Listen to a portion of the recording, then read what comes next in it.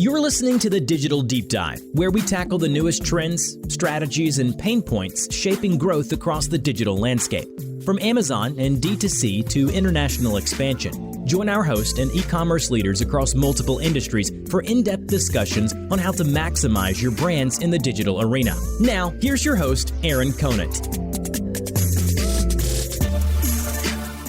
Hello, everybody, and welcome back to the Digital Deep Dive podcast. This is your host, Daren Garcia, and just going to have an awesome conversation today around brand control, right? And brand control, just having a lot of conversations nowadays with brands. And, I think this was a topic that popped up, originally a few years back, and then it kind of quieted down a little bit. But then with this huge shift to Amazon, the increased number of brands and organizations really looking to grow their Amazon business over the past couple of years, just, when brands start to move more, then they start to have more issues. And so we've got some great friends over at Vorys eControl.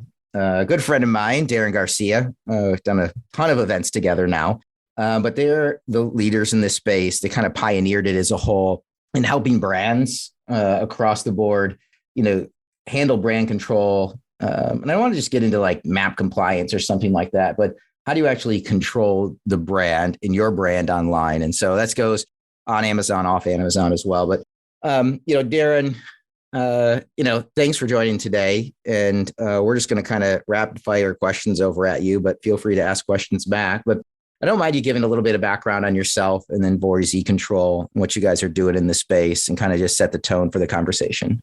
Sound good? Yeah, that's great. And good to talk to you as always, Daren. Thanks for having me. So Vorys eControl supports hundreds of brands, probably well over 600 at last count, in achieving online sales control domestically and internationally. And so what does that mean? What is this notion of eControl? And I guess it would be best summarized as, how do I as a brand ensure that my products are being sold in the right channels by the right seller in a manner consistent with my desired brand values, so that I can pull effectively all of the growth levers I have at my disposal and actually be driving traffic to my listings, sales through the channels I want to drive, sales through in a manner consistent, with my MAP and brand standards and those sorts of things. And so that's really the mission of eControl, and that's the work that we do, significantly here in the States and then in other markets, Europe, Canada, you name it.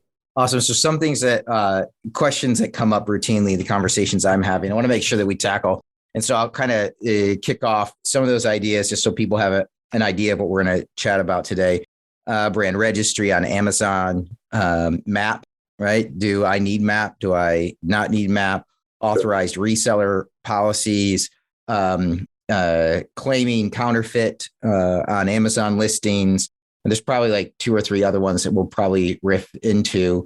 What is the most popular one for you, and where should we kind of start? Yeah, I think that most brands would come to us, or raise their hand in this space because one of a couple of things might be happening. Number one, they have unauthorized sellers on marketplaces like Amazon or Walmart, and they're disrupting their brand value, their MAP programs, those sorts of things. So maybe we just sort of start there, because that is often the pain point that triggers, the chain of events that might lead to a brand saying, "Hey, geez, I need to do something about this."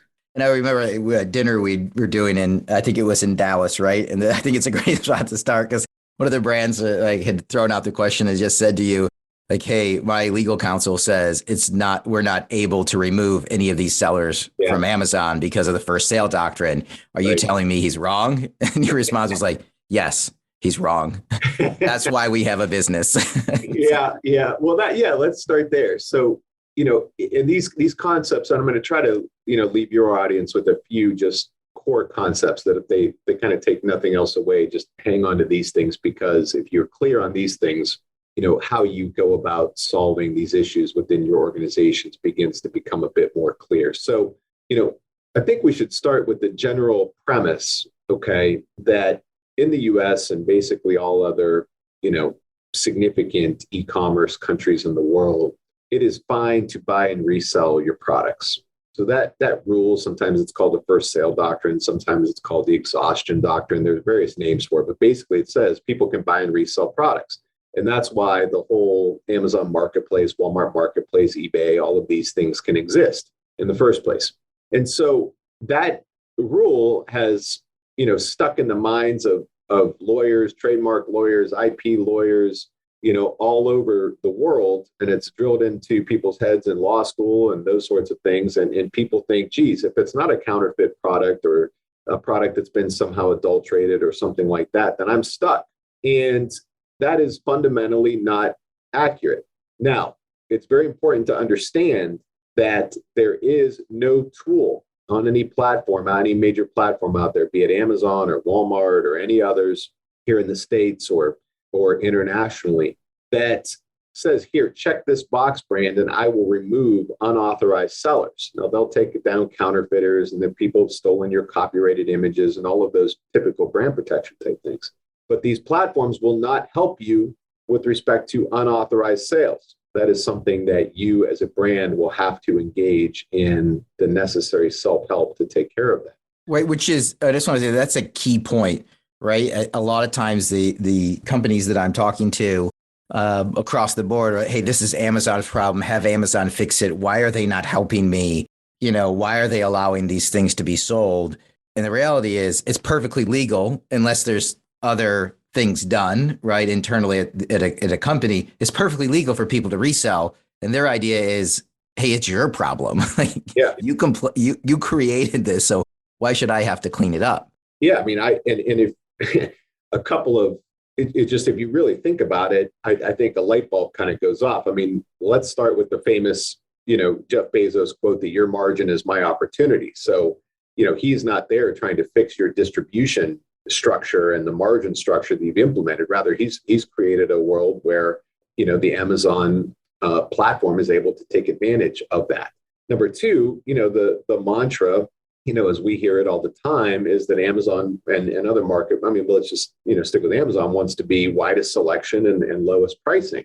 And so when you sort of look at those two things in a vacuum, it's like, well, yeah, they're not going to help you with people selling your product, in an unauthorized manner because they want the product there. And frankly, when you have that intra-brand competition where your brand is fighting yourself, your brand is fighting others, selling the same product, that impacts your brand value and drives those prices down. So that is all just, very consistent with the theory behind a lot of this. And so naturally it stands to reason that Amazon would not be the ones out there trying to help you, quote unquote, take down those resellers. And that's just, when brands are clear on that, it becomes very clear that there is no sort of magic tool. Nobody has a magic trick on brand registry. There's no magic scary letter. There's really nothing in the very fragmented brand protection world out there that will allow you to deal with that problem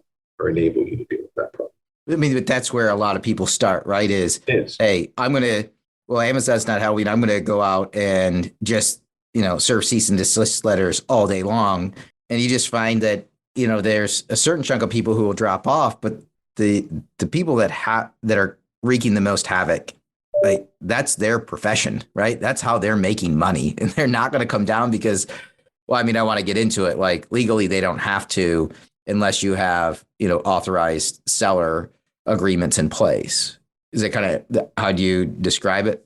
Well, what I would say is that, to back up, a brand that wants to be successful in the control space has to ensure that the overwhelming majority of its sales are flowing through the seller that it wants. So let's just continue on with the Amazon example, and this holds true across other platforms, Walmart and others. But if you're selling to Amazon or you're selling through your own storefront or through some type of exclusive 3P selling model, any one of those can be fine. They all have their pros and cons. We won't get into that today, but it is sort of a fundamental truth that you want as many or, as much volume going through your designated seller as you possibly can. Now, the biggest threat to that goal or to that KPI would be large, sophisticated resellers that know how to acquire products in significant quantities and how to sell them and how to compete against, brand storefronts, 3P sales storefronts, Amazon itself, and take away those sales. Okay. It's not the onesie twosies here and there. I mean, you can kind of have death by 1,000 cuts in that respect, but let's just, 80% of the time, it's going to be, your problems are going to be concentrated in the hands of a few kind of big sellers. Now, those big sellers have been likely at this for a while, and they know what they're able to do legally and what they're not able to do legally. And they know when a brand has the infrastructure or legal foundation needed to be effective in its enforcement against them. And they calibrate, their actions accordingly. So those people get letters saying you're not authorized. I would guess some of them probably get multiple per day. And they know that when the brand doesn't have the right legal foundation in place, that there's nothing that they have to do to change their behavior, truly. And so your ability to deal with those types of resellers really comes down to having that legal foundation and defining an authorized selling world, and your authorized channels is a piece of that, but also, and we won't go too deep into the legal weeds. I can nerd out with anybody that wants to at some later time. But basically, the legal foundation that brands often use against unauthorized sellers will be, they'll do things like they'll limit the applicability of their warranties or guarantees to products purchased from their authorized sellers. They'll have quality control programs in place that unauthorized sellers, are not a part of. And all of those things really speak to the brand's ability to have the appropriate oversight and control of their brand in a way that allows themselves to preserve their brand equity and all of those sorts of things, and not be damaged by people that aren't invested in their product, don't have the requisite levels of quality oversight, aren't subject to the brand's purview. The brand doesn't know anything about them, how they're storing product, caring for it, acquiring it, and those sorts of things. And that is, fundamentally unfair for those types of actors to be able to trade on the goodwill of the brand name. And so that's really the key to being able to deal with those unauthorized sellers, is getting that type of legal foundation in place and then going out and enforcing against them effectively in a way that drives your commercial numbers. Again, in all of this stuff, when you think about control, you really have to focus on the level of impact that your actions are having, in the form of, okay, how has this enabled the increase of my authorized sales percentages?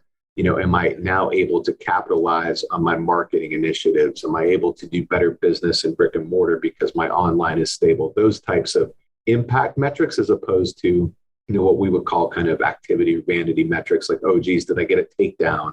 Or did I send a violation notice? It's easy to feel good about those things, but you can very quickly get yourself into a situation where you're having a lot of activity and no impact. And so when you think about control, that whole notion of impact becomes very key. Yeah, I think a couple key things that usually come up are around when we're talking about a difference, right? It doesn't have to be a physical difference, right? A lot of times I'm running into companies like, hey, I don't want to redo my packaging line. I don't want to make a custom product or a unique packaging bundle just for this marketplace or that marketplace.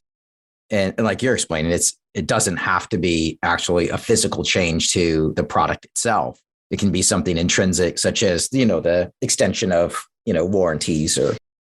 Guarantee satisfaction guarantees, return policies. I mean, some products have, some types of products have basically like post-sale support, that a product owner can avail themselves of. So yeah, absolutely. I mean, these are non-physical benefits. And I guess, I would just sort of caution brands to really think long and hard if they're thinking about sort of that segmentation type strategy, or I have, Amazon specific SKUs or Walmart specific SKUs or those sorts of things. It's important to understand that, yeah, that's good. Okay. But there's nothing that prevents, unless you have the right foundation in place, there's nothing that prevents people from taking all of your other products and putting them on the platform right alongside your quote unquote marketplace specific SKUs. And that gets very confusing and dilutive. And now it's like, what campaigns are you running? Where are you driving traffic? It's not a panacea. I just want to be very clear about that, and not to make the mistake thinking that will solve all of their ills. Yeah. And I like your other comment too, which is around, the takedown letters. You can have 150 people taken down every week. But if those 150 people, only represent, 0.4% of all your sales, like, did it really have an impact or not? Right. And it's the ones that are doing the 10, 15, 20% of your sales are going to have the largest impact, and they're going to be popping up in the buy box more often. Right. And then that leads to kind of what you're talking about on the other side is the marketing efforts. If you're not in the buy box, right, are you actually, able to, or is your marketing getting turned off? And then can you drive traffic? Are they doing it or not? And then that goes into the next level, which is, what if there's 15? So a lot of people ask me, what's the right number of people, right, to have selling your products online? Yep. And I think, I don't know, I'd love to hear your answer. Mine is as few as possible. I would essentially saying the same thing. I would say as close to one as you possibly can, because, the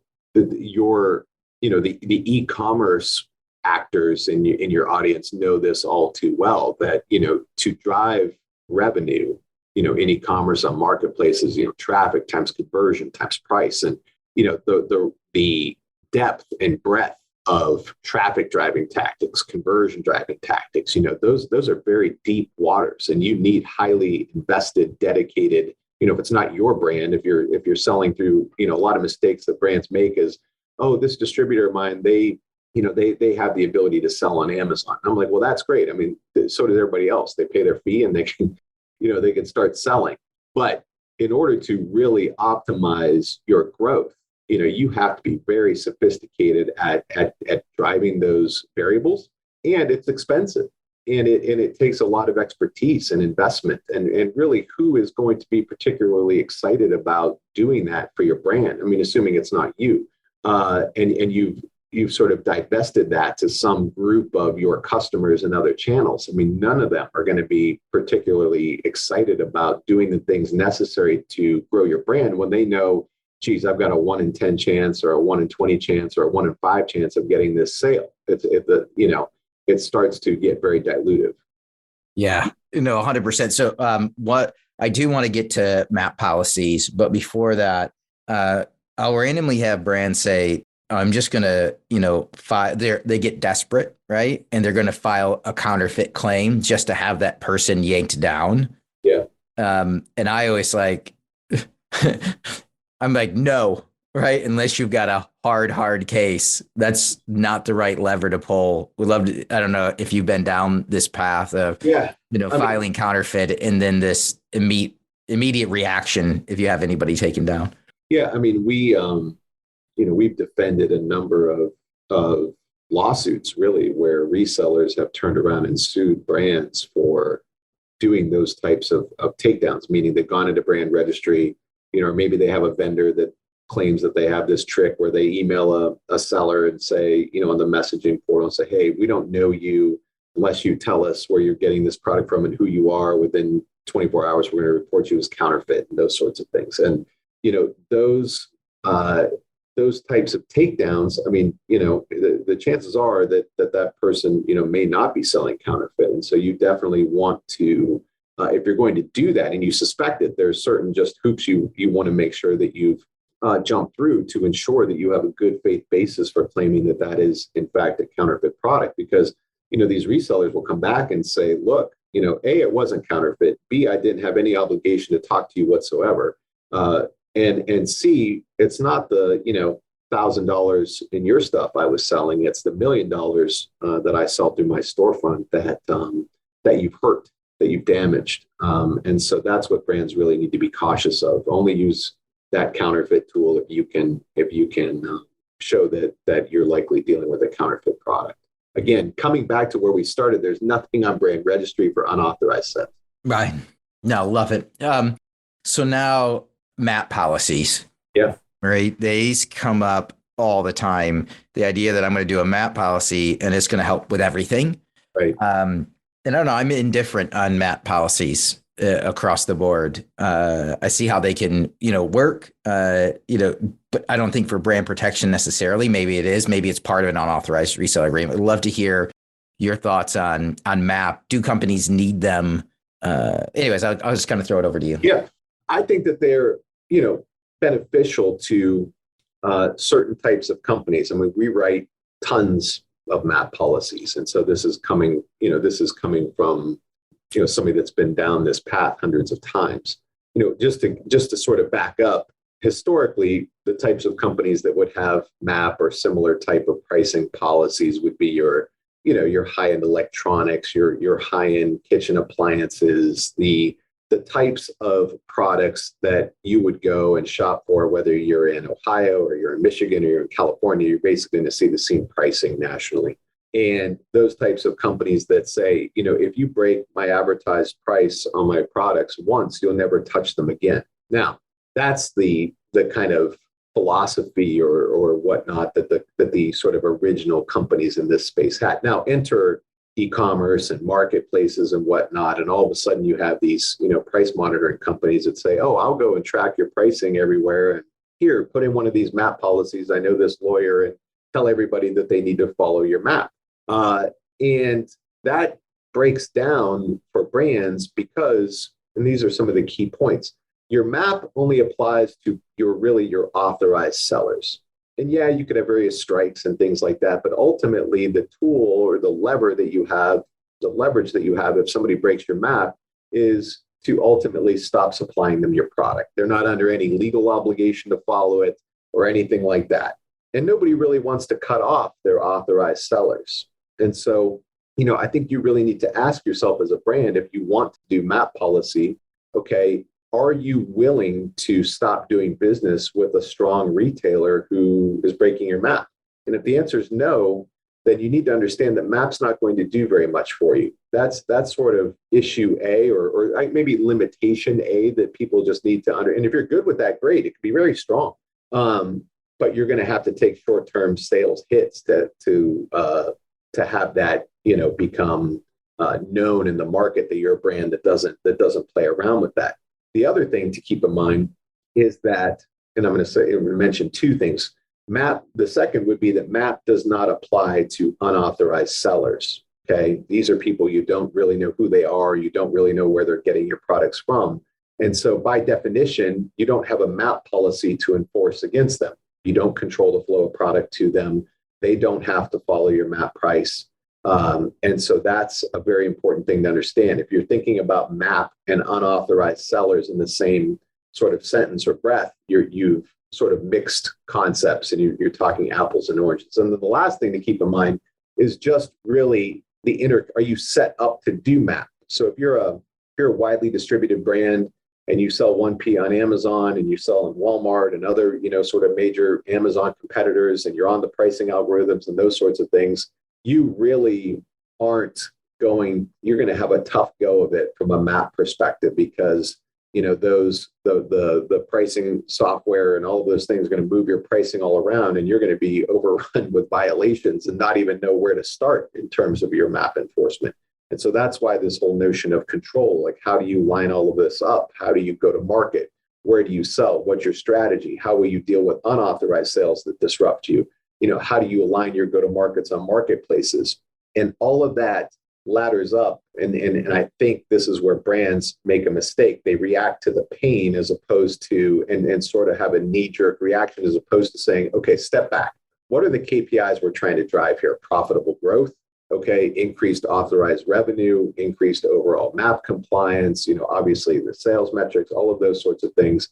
And then working your way backwards from those as to how do we support that, as opposed to saying, geez, we have some unauthorized sellers, boom, we need a MAP policy. That's coming at it the wrong way.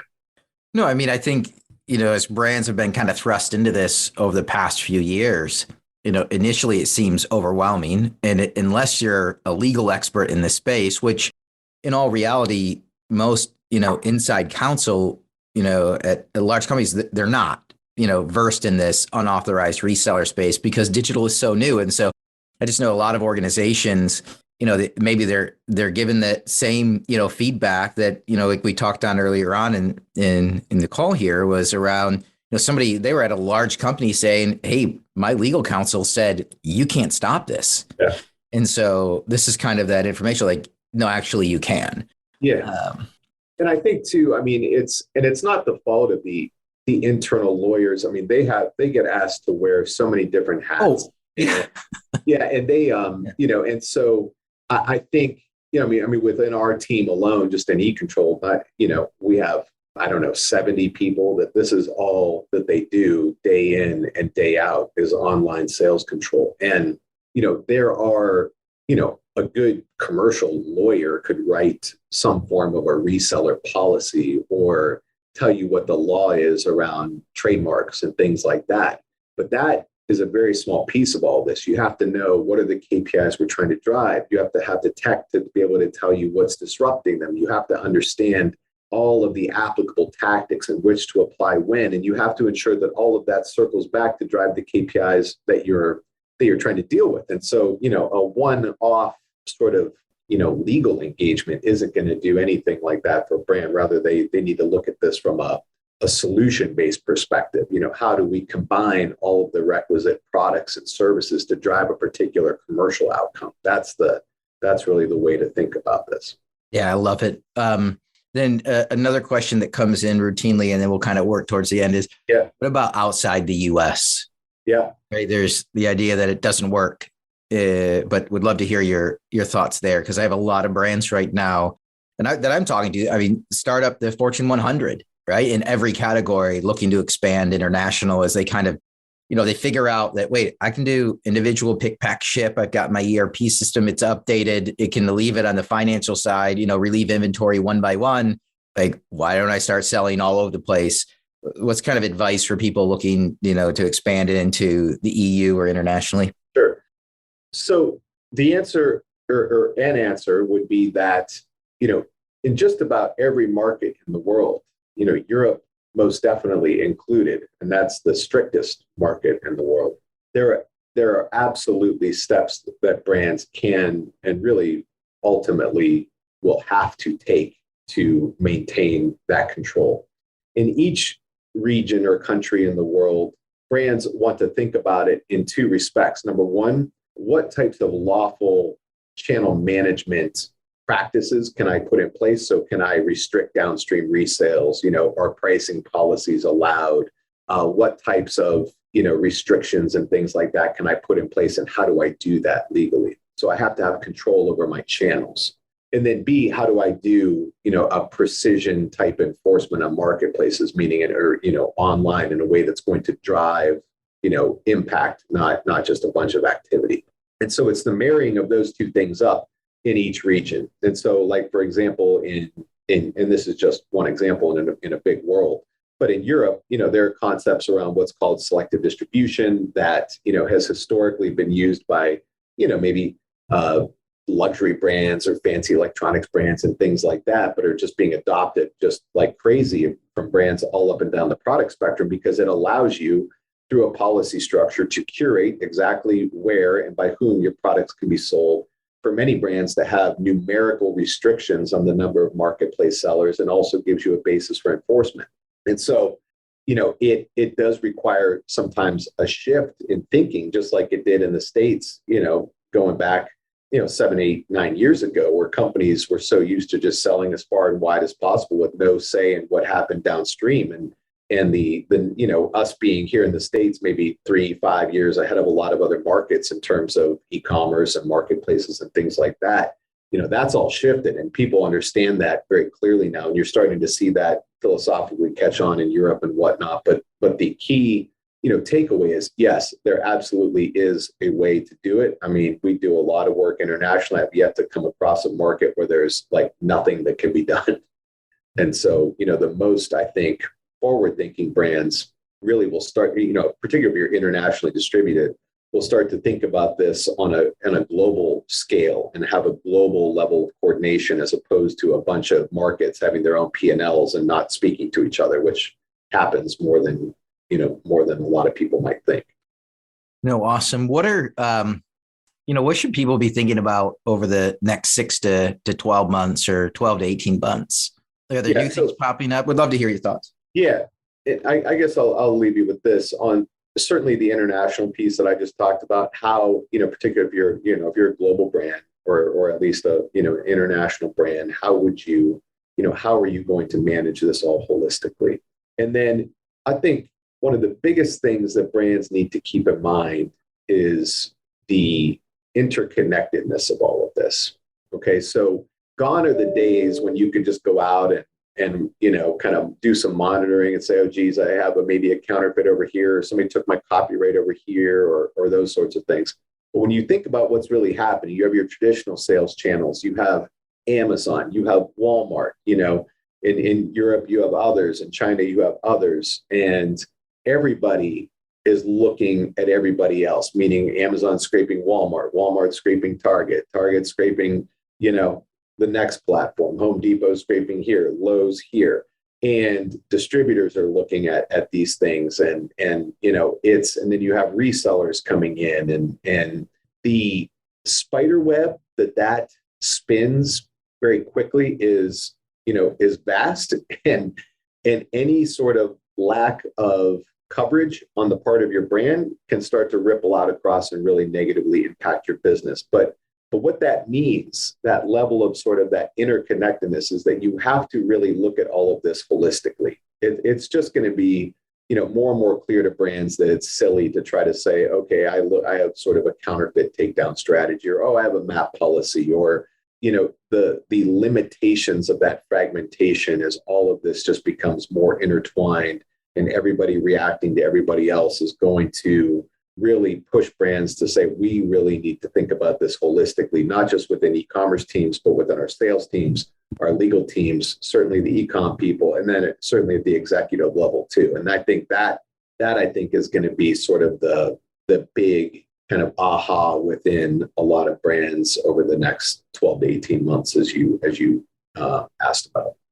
No, I think it's awesome. And I think what you're talking about too is like educating upwards, that the executive teams are looking for, the explanation around why things haven't been solved yet. And you're right. It is just now where we're getting to, this interconnectedness. Yeah.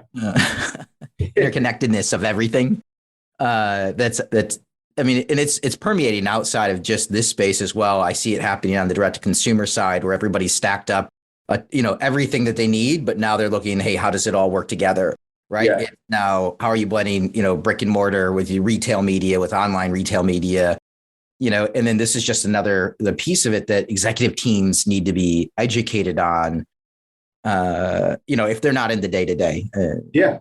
And so many of them came up in a different world. I mean, that senior leadership within these organizations, they're just, a lot of times, oh, a sale's a sale, it doesn't matter. And this and that, and that's just going to come back to bite very quickly. And so I think, that education piece is huge, particularly if you're an e-commerce person, tasked or your mission is to drive all of this, and the pain the organization's feeling is not your fault. You just have to deal with it. So that education piece is a big piece. No, I agree, and I think it's part of the reason we had kicked off this podcast as a whole. Was to capture these key learning moments like this and allowing people in the network to share it, kind of ubiquitously across their organization as a whole. And so, Daren, thanks so much for your time today. You guys are great friends and I know supporters of a ton of brands in the network. If anybody wants to have a follow-up conversation, you can ping him, Daren Garcia. He's at Vorys eControl. You can ping him on LinkedIn. Anybody can always shoot me an email, Aaron, AARON at bwgconnect.com. We can connect you a variety of ways. But again, Daren, it's been an awesome conversation and look forward to having a upcoming dinner with you, or what's your plans coming up? Yeah, absolutely. No, we've always got stuff cooking here. So we'll be out on the road with you and the team, and awesome. Much to come in the next few months on the eControl front. So, but as always, thanks for having me and you guys. Anytime, my friend, anytime. And as we wrap up here again, I'm Aaron Conant. Thanks for joining us today, everybody. Look forward to continuing our digital journey together. Everybody, take care, stay safe. Look forward to having you on a future podcast. All righty. Thanks, everybody. Thanks, Aaron, my friend. All righty. Bye-bye.